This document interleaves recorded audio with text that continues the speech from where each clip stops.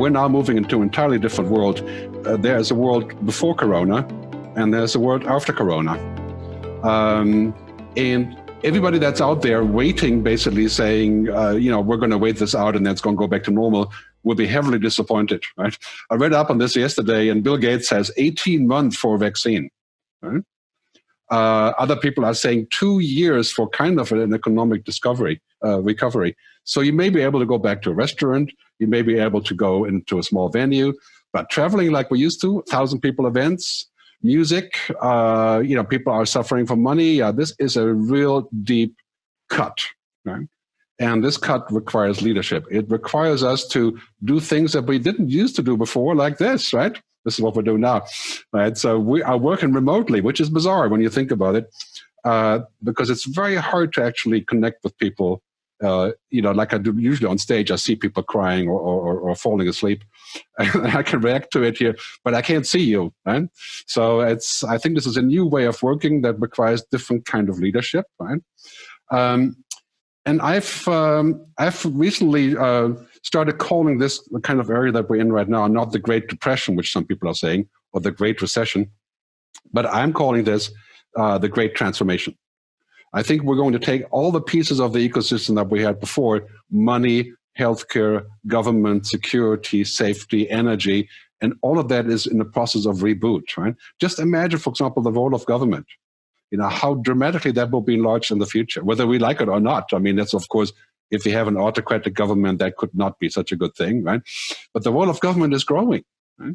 And this is crucial. I think we can expect that to be a major, major thing in the future, this sort of great transformation of things that's coming. And I think it's really quite clear, this quote here from Milton Friedman, which I don't usually like quoting, but Milton said this years ago, in I think the 60s, right? Only crisis produces real change. And when that crisis occurs, the actions that are taken depend on the ideas that are lying around. And that's what leadership is to me. The ideas that are lying around today, we have to put them out there, because this is the time where people are going to say, what is lying around, right? What can we do that is different than before? We're not going to go back to the old normal from last year, no matter what we're saying in terms of economic projection. There's so many things, like, for example, once people are used to working from home, will they continue to work from home? Yes. Yeah. Do they have to ask their bosses for permission? Yeah. And then, of course, we have huge power shifts in politics, right? I call this the Suez moment for the US. The Suez moment was for the UK in the 50s, when they didn't react correctly what happened with the Suez Canal, right? And then afterwards, the UK was no longer an empire. And now we're here in America, we can safely say America will no longer be an empire for many, many reasons, right? But for reasons of saying, how did they react to this crisis? I mean, we'll talk about that later, right? But losing leadership on this topic is the Suez Canal moment for the US. And now we have Harari, for example, the Israeli author.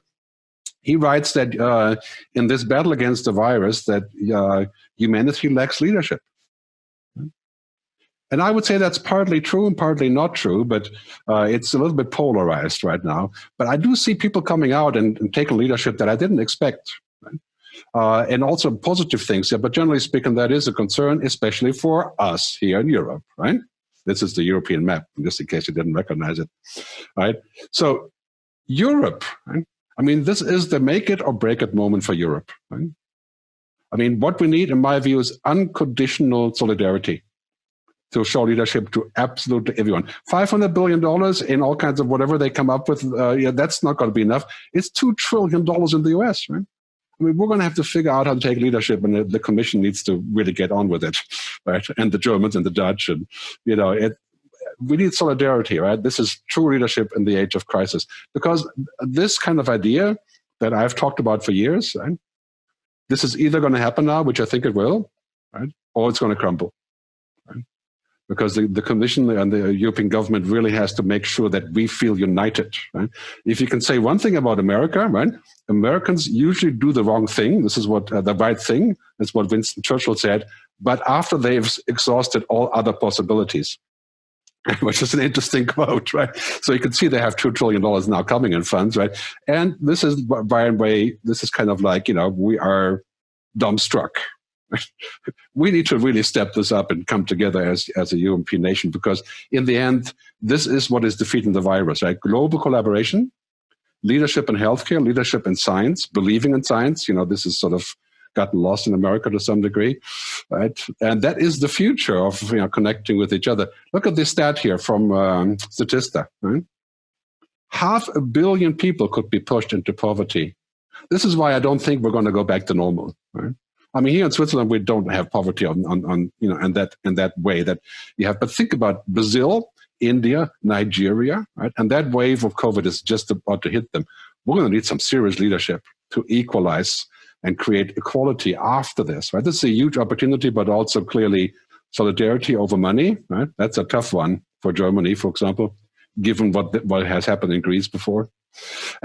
So the other thing that's coming after COVID is this, right? I mean, we have to be sure that this is the next big crisis. It's going to be another pandemic. Of course, we will have those. But climate change is 1,000x of the challenge of Corona. And it's right here, right? Now we're learning how we can do emergency things like stay at home. The next thing is going to be climate emergency, right? Carbon taxes for flying. And that is going to take a huge amount of leadership, right? Imagine just politicians, public officials, mayors, right? Ourselves. And, clearly climate change is the next big thing, right, coming up. So, yeah, I would safely say that the future is not an extension of the present, right? No matter what you think of the present as being good or bad, the future will be different because all of the conditions are changing around it, right? And right now, I would say, as a futurist, right now is the time where it's almost impossibly hard to say anything about the future, right? Because it's all up for short-term change. Could go either way. But I think we need to have leaders that understand the future. Political leaders, practical leaders, business leaders. And when you watch Bill Gates, for example, he's been on various shows last week, you can clearly realize that he has an idea of what's coming, right? An intuition, an imagination, right? Not just a calculation. And here's the good thing, right? In the world's fight against Corona, female leaders are showing the way. This has been a fantastic thing in the last 3 months, not just Merkel, but of course Jacinda in New Zealand, right? Then of course Finland, Sanna Marin, in Denmark, in Belgium, right? In Iceland. I think this is clearly showing the combination of EQ and IQ that men are sometimes missing. Right? Women are coming in and taking over. I think this is the future, right? Women and younger people. Right? And we see that happening everywhere. And I think this is the end of populism, by the way, also as another discussion point. I'm going to wrap up by saying, here in beautiful Switzerland, where I'm sitting right now, my view isn't quite like this, but the trust question is a big question, right? And you can safely say that Swiss people are generally trusting the government a lot. This is completely different than many other countries. Also, of course, because we're a rich country, right? But again, Harari says about this, today humanity faces the crisis not just because of the virus, but due to the lack of trust between humans. And I think this is one thing we have to do as leaders. We have to generate that trust between humans. Right? And that's how we're going to get to solutions. And that's, in my view, very much a human thing. So here, this is a piece of content taken from our latest movie on COVID-19, the post-corona future. So I think what we need to do is reinvent. This is a great time to reinvent, talk to each other, right? Collaborate, to go on with our lives, to trust each other, very, very big point, I think, and to be human. I think this is the key part. The last part is the key part, because I think it is human to make mistakes, but it's not such a good idea to keep repeating mistakes.